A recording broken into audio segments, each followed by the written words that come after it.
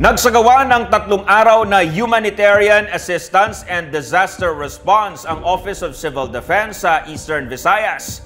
Bukod dyan, namahagi pa ng mga kagamitan ng inyong OCD para makatulong sa recover and rebuild operations.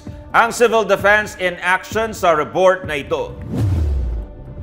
Pinalakas ng 8th Infantry Division Stormtroopers Division ang Humanitarian Assistance and Disaster Response o HADR training sa ilalim ng pagparigon exercise.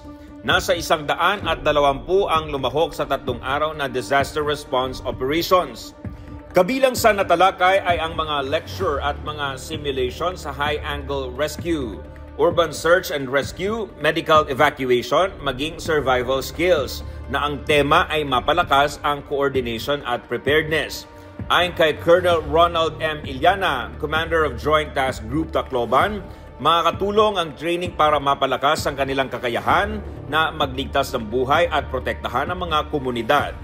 Kabilang sa mga sumali sa training ang 2nd CMO Sinarigan Company, 93rd Infantry Bantay Kapayapaan Battalion, at ang 804th Community Defense Center. Ayon kay OCD Eastern Visayas Director Lord Byron Torrecarion, patunay lang ito na laging handa ang OCD na magsagawa ng pagsasanay para handa lahat sa anumang sakuna. Kasabay ng naturang pagsasanay, nagkaroon din ng turnover ng humanitarian assistance and disaster response equipment. Pinangunahan ito ni Director Torrecarion kung saan ipinamahagi nila ang disaster response equipment kay Colonel Iliana. Isinagawa ito sa headquarters ng JTG Tacloban Conference Room.